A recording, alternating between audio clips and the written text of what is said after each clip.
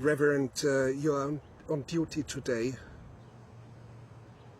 Can you just think about the man whom you are going to encounter in an hour from now?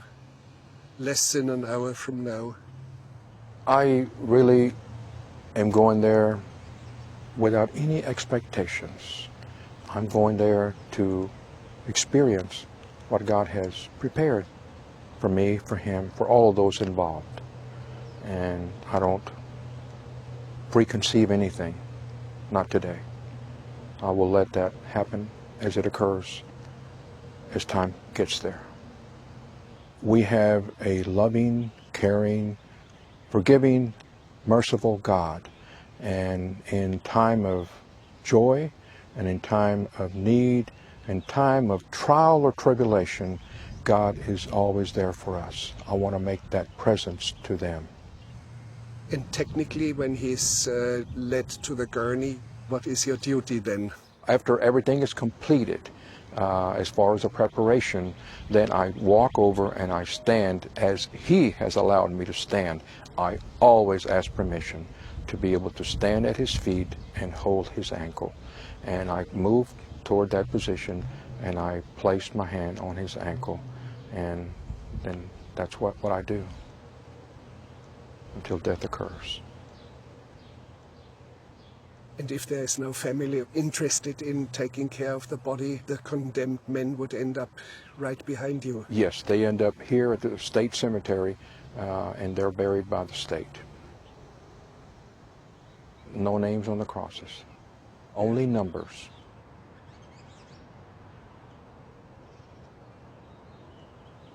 Why does God allow capital punishment?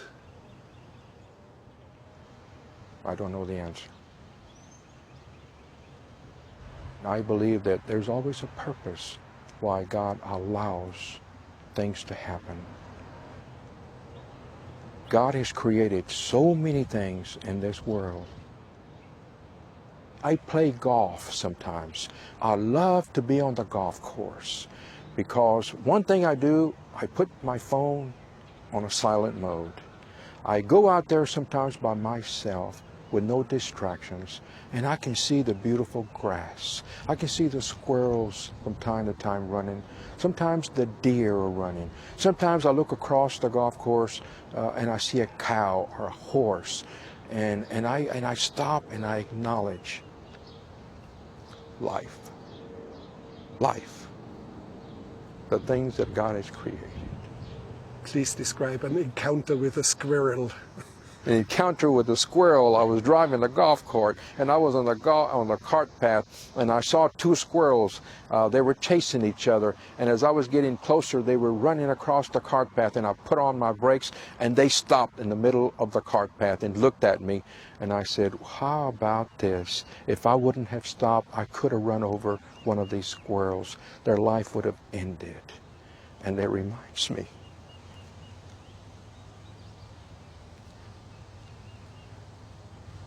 the many people that I have been with on their last breath of life, and due to bad choices and mistakes in their life, their life is taken away in the moment. So life is precious, whether it's a squirrel or a human being. So I will sometimes meditate on that experience, make a little noise, and the squirrels will take off and continue their life. But I cannot do that. For someone on the gurney, I cannot stop the process for them. But I wish I could.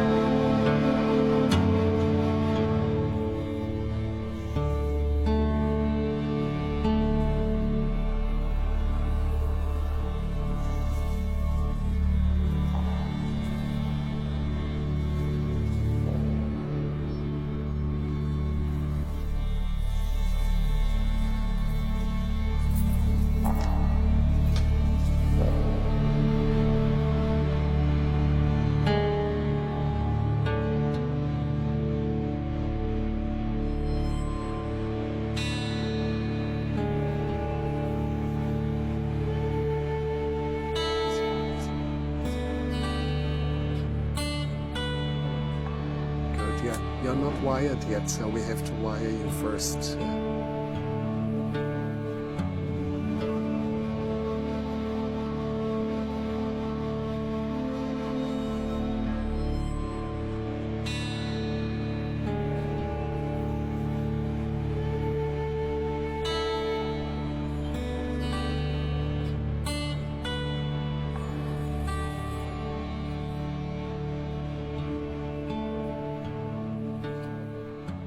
Mikey Perry, now from all of us, the whole team here, we would like to offer our condolences.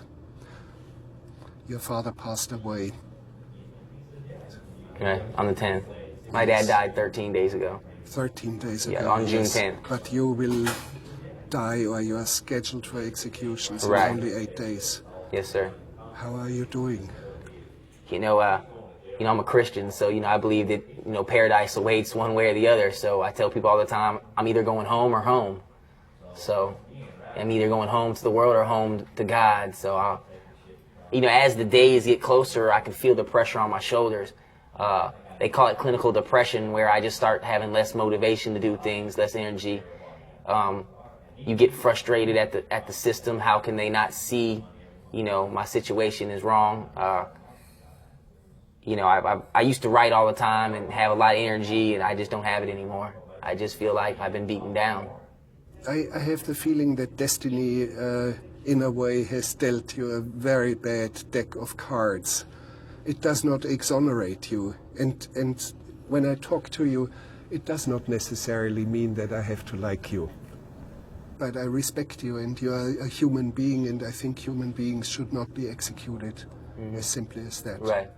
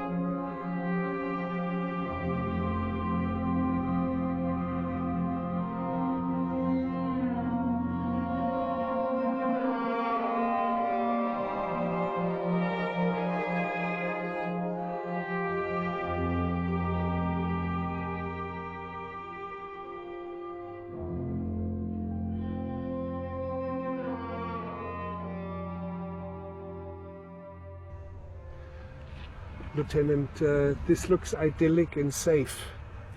Well, and you would think that this is a gated community. Obviously, the houses that are out here are very large houses, very expensive houses, and you would think that this is a very quiet area, and you would, I guess, associate that with security. But this house right here is actually the house where Sandra Stotler was murdered. This is where Michael Perry and Jason Burkett parked out in the street and went in and murdered her. At the time that we found her, she was actually baking cookies, and there was evidence of that. There was cookies out, there was cookie dough out, so she was in the process of that when she was killed. But apparently the first plan was not murder. Well, and that was something that we were told, that initially the boys were all, when I say boys, Michael Perry, Jason Burkett, Adam Stotler, and Jeremy Richardson, they were acquaintances through, some mutual friends. They weren't really friends themselves, but they were acquaintances. And what we were told was that they came here with the intention of trying to get Adam Stotler to allow them to stay the night by telling them they didn't have a place to stay, and they were going to try to get the keys to the car and steal it. That's what they were after, was the red Camaro that was in the garage. Upon going to the door and talking to the mother, and she said that they were out, the boys were out, and so they left, and that's when their plan changed, that they were just going to kill her and take the car. So they went back up to the door, and the garage was open, and the door going into the house was open. Michael Perry, by his own admission, entered that garage door and went into the laundry room at the time that Jason Burkett knocked on the front door. And as their truck was out here, it told them that the truck wouldn't start and they needed to call someone to come and assist them. So she let him in the house to use the telephone, and while he was doing that, Michael Perry stepped out of the laundry room and knocked on the back garage door, which made her come and answer it, and he stepped out from the laundry room from behind her, and that's when he shot her. The actual garage door itself was open when our deputies arrived on the scene.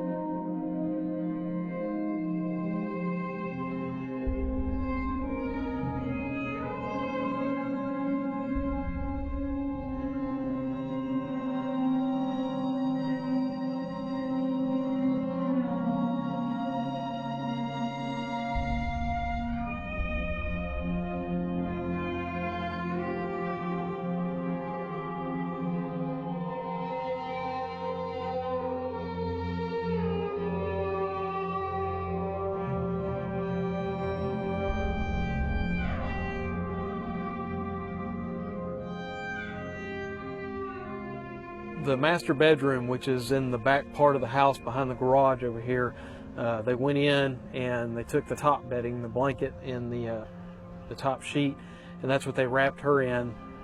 They brought her out, put her in the truck, and they drove her out to Crater Lake to dispose of her body. And how does it happen? Is it drugs? I don't know that there was ever any direct evidence as far as, drugs relating particularly to this case. I mean, honestly, it was just, they had a car. This lady owned a car that they wanted. So, it was, unfortunately, people died for a theft.